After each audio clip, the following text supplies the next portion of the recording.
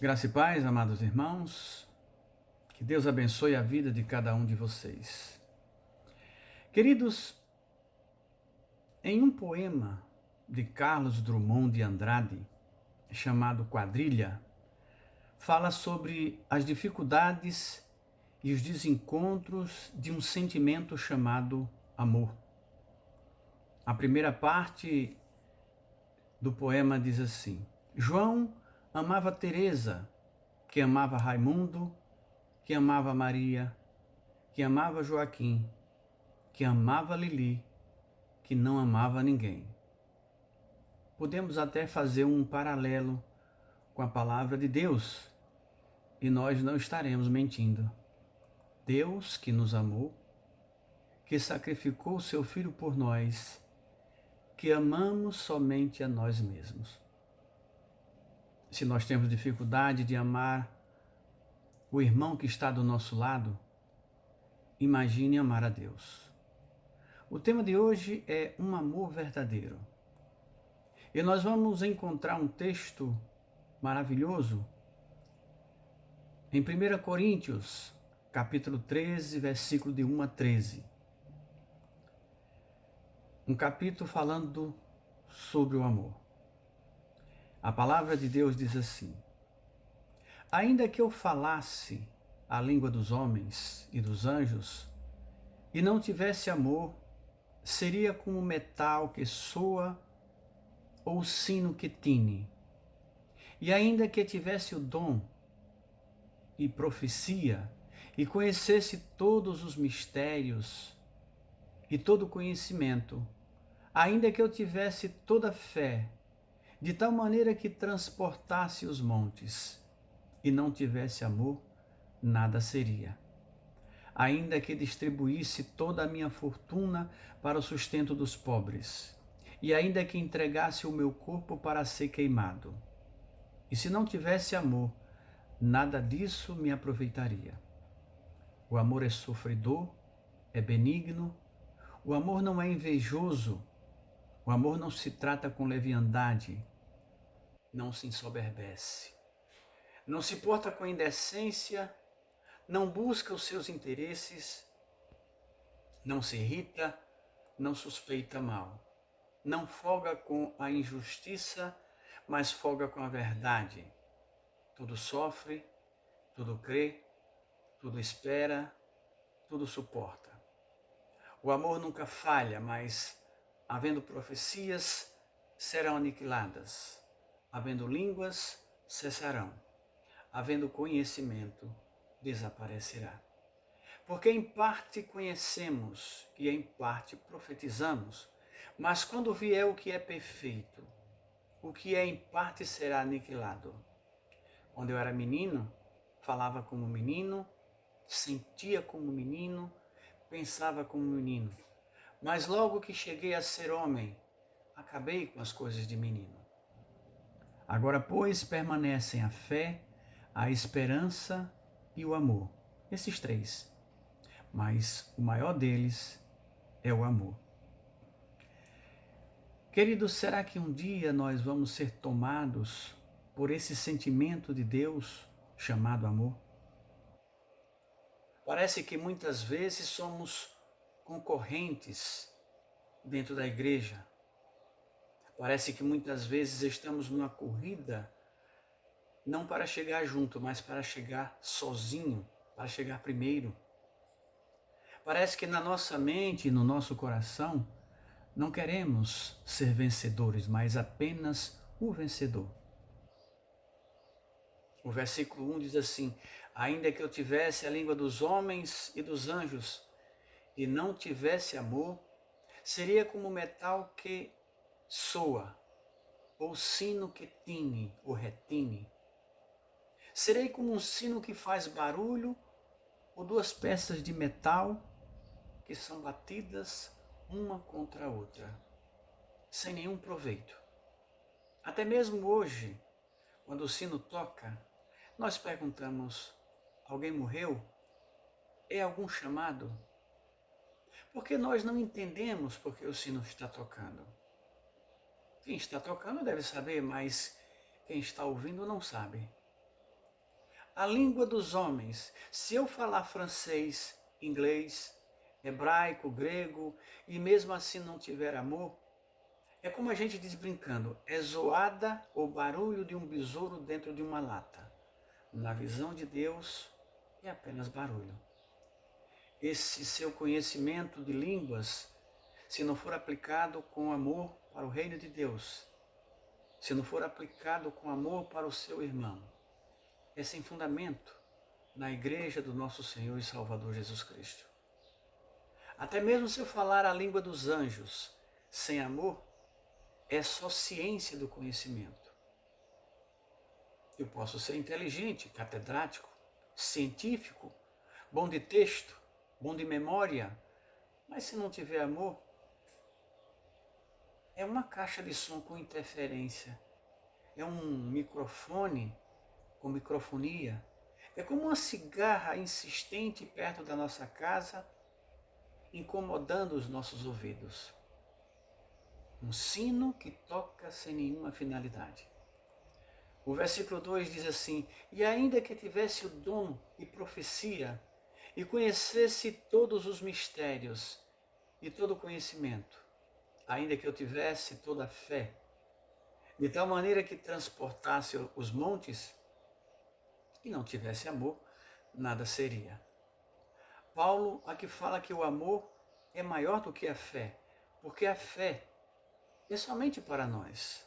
A fé é importante para cada pessoa. Com a fé nós nos transformamos. Com amor nós nos transformamos e transformamos as pessoas. Mas que fé é essa em Jesus Cristo que não se tem amor?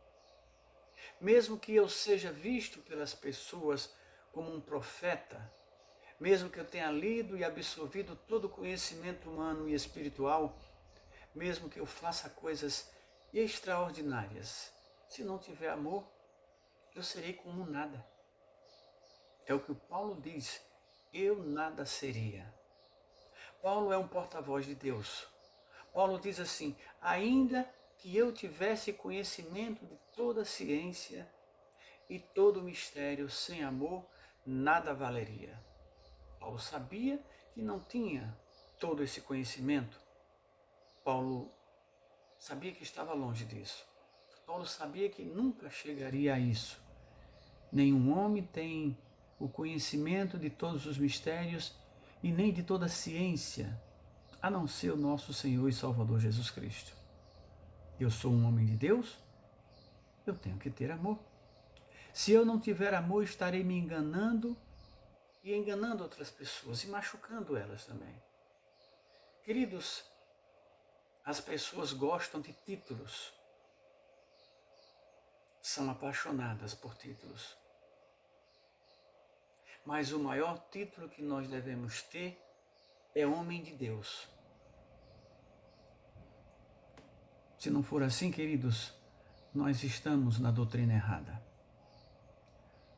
O versículo 3 diz assim, ainda que distribuísse toda a minha fortuna para o sustento dos pobres, e ainda que entregasse o meu corpo para ser queimado, e se não tivesse amor, nada disso me aproveitaria.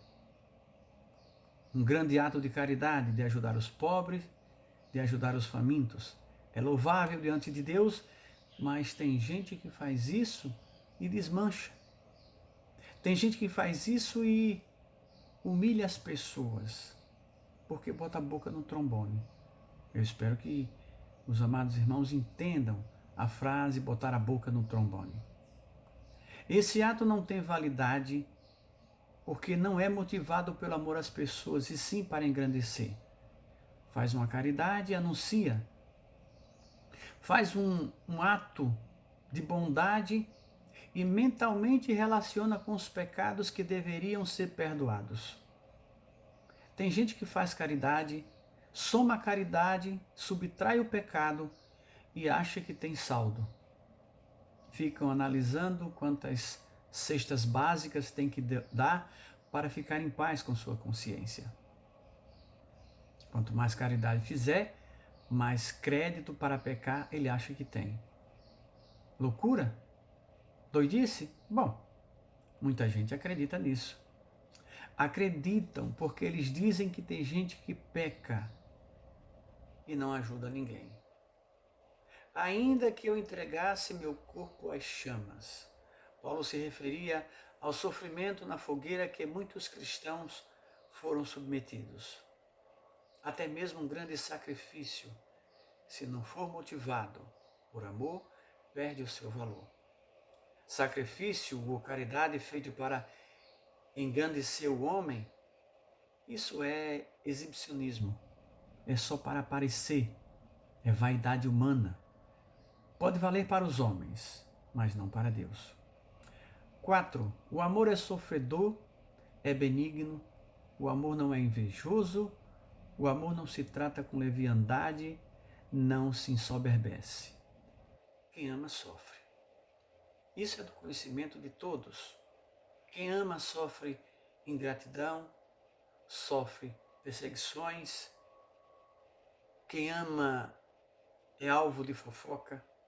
Quem ama é considerado mole. Amor ou bondade são considerados pontos fracos para quem gosta de machucar. Nós temos que ajudar um ao outro. É o que Deus recomenda, é o que Deus ensina. Nós temos que lutar contra a inveja. Queridos, mesmo que eu ache bacana alguém tocar bateria, teclado ou violão, eu não posso ter inveja porque Deus nos deu outro dom. Não é fácil lidar com dinheiro. Não é fácil lidar com pessoas. Às vezes não é fácil nem lidar consigo mesmo. O amor não se trata com leviandade, não se ensoberbece. O amor se trata com respeito, com cuidado. Amor se trata com amor. O amor não se incha de orgulho. Eu vou me orgulhar de quê? De ter ajudado um irmão? Não, queridos, eu vou ficar grato a Deus porque Ele me deu condições de ajudá-lo. Eu vou ficar grato a Deus porque Ele abriu meu coração para amar o meu irmão. Nada de orgulho ou vaidade. 5. O quinto, não se porta com indecência, não busca os seus interesses, não se irrita, não suspeita mal. E o 6 diz assim, não folga com a injustiça, mas folga com a verdade. Indecência é falta de amor? É sim. Na indecência, na leviandade, nós machucamos o alvo da nossa indecência, a nossa família, e ofendemos a Deus. Quando nós buscamos os nossos interesses, esquecemos ou torcemos a palavra de Deus para justificar os nossos atos. Quando nós buscamos os nossos interesses, só vemos o que nós queremos ver e não o que Deus quer que a gente veja. Inconveniência nós temos visto muito, dentro e fora da igreja. Antigamente a gente tinha orgulho de dizer às pessoas, eu sou evangélico. Hoje nós ficamos receosos. Será que algum evangélico já passou por aqui e enganou alguém? Será que algum evangélico já passou por aqui e fez um estrago? Outro dia eu vi uma pessoa que não paga a ninguém, cantando em plenos pulmões, que nenhuma condenação há para quem está em Cristo Jesus. Será que essa pessoa sabe o que é estar em Cristo Jesus? Queridos, eu não sou perfeito, longe disso. Tenho muitos defeitos. Alguns eu conheço, outros eu não identifico. E muitos a gente luta para não praticar contra o irmão. O versículo 6 diz assim, não folga com a injustiça, mas folga com a verdade. Não se alegra com a injustiça, mas se alegra com a verdade. Ou seja, não se alegra com a injustiça, mas tem prazer na verdade. Nós não podemos nos alegrar com a queda ou sofrimento de um irmão, porque isso não é amor. Isso é egoísmo. Isso é amar a si mesmo e a mais ninguém. O 7 diz, tudo sofre, tudo crê, tudo espera, tudo suporta. Alguém já viu pessoas assim por aqui? Cada dia está mais difícil. Isso está cada vez mais difícil porque quando você tudo suporta, o outro quer pisar, quer maltratar, quer se aproveitar. Misturamos as coisas de Deus com os nossos sentimentos sem amor e aí estragamos tudo. O versículo 8 diz: o amor nunca falha, mas havendo profecias, serão aniquiladas. Havendo línguas, cessarão. Havendo conhecimento, desaparecerá. Por que as profecias serão aniquiladas? Porque sem amor, sem comunhão com o Espírito Santo, elas não são de Deus. Quantas profecias do homem foram envergonhadas? Quantas profecias do mundo foram aniquiladas? Quantas profecias do homem, aproveitando um momento difícil do mundo, foram espalhadas para justificar um conhecimento ou uma revelação que não se tinha? Muitas vezes são adivinhações. Nono, porque em parte conhecemos e em parte profetizamos. Paulo, um homem extraordinário, um homem de Deus, diz que só conhece em parte. E nós não podemos nos comparar com Paulo. O nosso conhecimento é nada. Se eu não sei de nada, vou falar sobre o quê? Profecias verdadeiras não são revelações do homem, são de Deus. O homem é apenas um canal que Deus usa. Mas Paulo assegura uma coisa, no versículo 10. Mas quando vier o que é perfeito, então o que é em parte será aniquilado. Quando vier a perfeição, o imperfeito desaparecerá. Quando Jesus vier, veremos e sentiremos coisas extraordinárias. Quando o Mestre apontar no céu, as coisas que nós conhecemos como normais ou limitadas serão substituídas por todas as maravilhas de Deus que acreditamos e repetimos por causa da nossa fé. Nós viveremos fora desse corpo, não seremos mais mortais, não teremos mais doenças, não haverá barreiras entre o possível e o impossível. 11. Quando eu era menino, falava como menino, sentia como menino, pensava como menino, mas logo que cheguei a ser homem, acabei com as coisas de menino. A palavra, por si só, é explicativa. Nós temos responsabilidades. Temos na nossa frente a palavra de Deus para nos transformarmos em homens de Deus. 12. Porque vemos agora por espelho, em enigma, mas então veremos face a face. Agora conheço em parte, mas então conhecerei como também sou conhecido. Em Provérbios 25:2, a palavra de Deus diz assim: a glória de Deus é encobrir as coisas, mas a glória dos homens é enquadrinhá-las. A glória de Deus é encobrir as coisas. A falsa glória dos homens é procurar, é examinar para descobrir e mostrar, porque nós não criamos nada, porque nós trabalhamos com o que já existe, com o que Deus criou. Muitas coisas ainda não entendemos. Isso é a vontade de Deus. Eu, em várias ocasiões, já repeti em várias igrejas que se o homem soubesse no espaço, mais ou menos onde Deus estaria, ele tentaria chegar até lá. Se eles não chegassem, lançaria uma bomba em direção a Deus para ele aparecer. Justificativa do homem? Ele tem que aparecer. Ele sai por bem ou sai por mal. Assim é o ser humano. E o 13º, agora pois permanecem a fé, a esperança e o amor. Esses três, mas o maior deles é o amor. Queridos, nós podemos ter um pouquinho de fé, uma fé normal, mas ela oscila. Deus entende e Deus nos ajuda, mas Ele não abre mão do amor. A sua palavra e o seu agir em toda a Bíblia são declarações de amor para o ser humano, usando exemplos diferentes para ensinar o homem a amar. Falando palavras lindas, misteriosas e diferentes, mas quando traduzimos, elas se mostram como amor. Deus disse através de Cristo que, ao amarmos a Ele com toda a nossa força, com toda a nossa existência, com todo o nosso conhecimento e amarmos ao próximo como a nós mesmos, cumpriremos a lei de Deus e dos profetas.